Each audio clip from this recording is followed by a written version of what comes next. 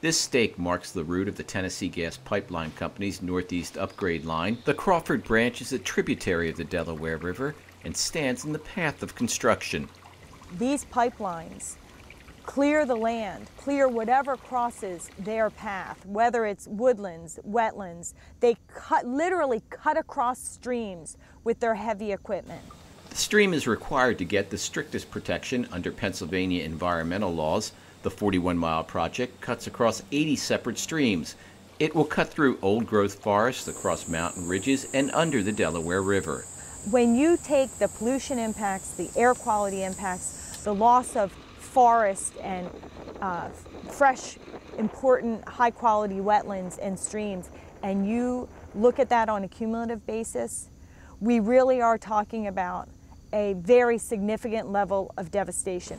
This project will also impact residential areas. The Northeast Upgrade will pass behind Steve Guida's backyard. There's a lot of heavy woods up through there, and there is also a lot of rocks, so I'm assuming they're going to have to do some blasting, which is not a fun thing either.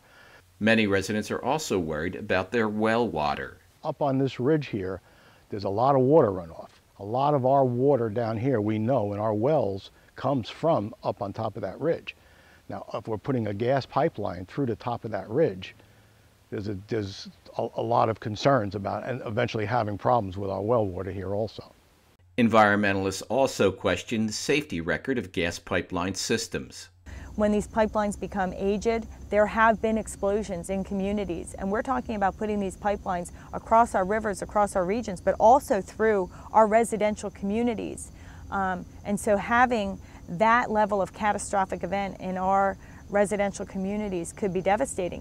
Pipelines are also a very significant source of air contamination. Methane is shown to come out of these pipelines at critical, at junctures along the pipeline path where the compressors are and the legs. And if you look at a lot of the reports and things that have been written that we've looked at through as the community, within 1,050 feet, a pipeline rupture is fatal to that they call it some kind of a critical zone.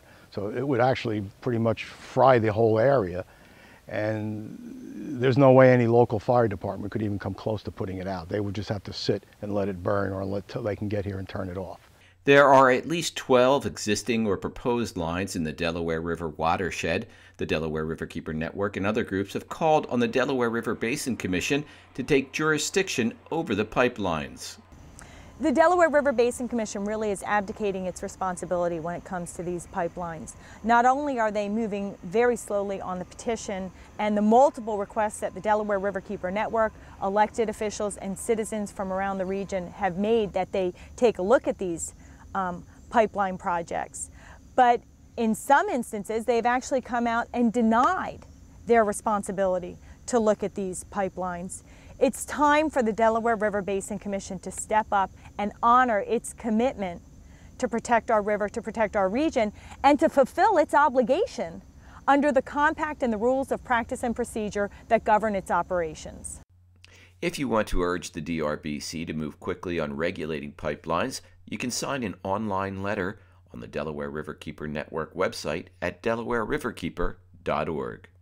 We have to remember that the moratorium we have against gas drilling and fracking here in the Delaware River watershed is not a moratorium against the pipelines and the infrastructure that is necessary to support the drilling that is happening elsewhere in Pennsylvania and across the region, across the nation.